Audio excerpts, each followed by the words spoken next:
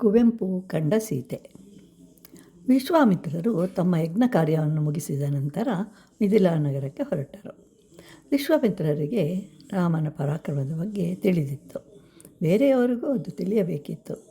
ರಾಮನನ್ನು ಅವರು ಅಲ್ಲಿಯ ರಾಜ ಜನಕನಿಗೆ ರಾಜನಿಗೆ ಧನಸ್ಸನ್ನು ತೋರಿಸಲು ಹೇಳಿದಾಗ ಅದನ್ನೊಂದು ಪೆಟ್ಟಿಗೆಯಲ್ಲಿಟ್ಟು ಅದಕ್ಕೆ 8 ಚಕ್ರಗಳು ಇದ್ದವು. 5,000 ಜನರು ತಳ್ಳಿಕೊಂಡು ಬಂದರು. ಸೀತೆಯು ಹಿಂದಿನ ದಿನ ತೋಟದಲ್ಲಿ ರಾಮನನ್ನು ನೋಡಿರ್ತಾಳೆ.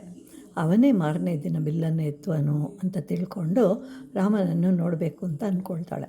ಆದರೆ ಇದಕ್ಕೆ ಮೊದಲು ದೇವತೆಗಳು, ಯಕ್ಷರು, ಕಿನ್ನರರು, ಕಿಂಪುರುಷರು ಹೀಗೆ ಅನೇಕರು ಪ್ರಯತ್ನಿಸಿ ಸೋತಿರುವರು. ಲಂಕಾಧೀಶನಾದ ರಾವಣನೂ ಸಹ ಪ್ರಯತ್ನಿಸಿ ಸೋತಿರುವನು. ಹೀಗೆ ಎತ್ತುವಾಗ ಆ ಧನಸ್ಸು ಅವನ ಮೇಲೆ ಬಿತ್ತು. ಆಗ ಸಾವಿರಾರು ಜನರು ಬಂದು ರಾವಣನನ್ನು ಕಾಪಾಡ್ತಾರೆ. ಆದರೆ ರಾವಣನಿಗೆ ಕೋಪ ಬಂತು.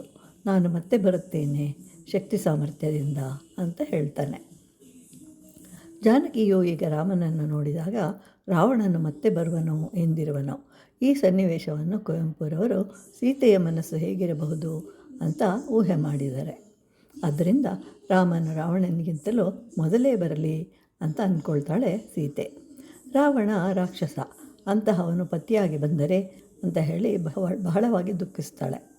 ಶಿವಧನಸ್ಸು ತುಕ್ಕು ಹಿಡಿದು ಮುರಿಯಲಿ ಎಂದು ಬಿಲ್ಲಿಗೂ ಶಪಿಸ್ತಾಳೆ.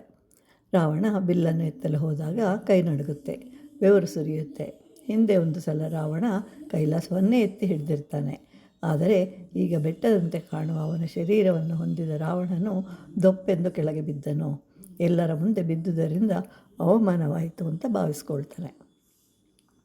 ಮೊದಲನೇ ಸಲ ಬಿಲ್ಲನ್ನು ಎತ್ತಲು ಬಂದಾಗ ರಾವಣನಿಗೆ ಬಿಲ್ಲು ಭಾರವಾಗಲಿ ಅಂತ ಹೇಳಿ ಪ್ರಾರ್ಥಿಸಿರ್ತಾಳೆ ಸೀತೆ. ಈಗ ರಾಮನ ಎತ್ತುವನು ಎಂದ ಕೂಡಲೇ ಹಗುರವಾಗಲಿ ಅಂತ ಬೇಡ್ತಾಳೆ. ಸುಲಭವಾಗಿ ಬಳ್ಳಿಯಂತೆ ಬಾಗಲಿ ಹೀಗೆ ರಾತ್ರಿಯೆಲ್ಲ ಪ್ರಾರ್ಥಿಸಿ ನೈವೇದ್ಯಕ್ಕೆ ಅವಳ ನಿದ್ದೆಯನ್ನೇ ಭಗವಂತನಿಗೆ ಇಟ್ಟಳು. ಅಂದರೆ ನಿದ್ದೆಯನ್ನೇ ಮಾಡಲಿಲ್ಲ ಎನ್ನುವುದು ಕವಿಯ ಭಾವನೆ.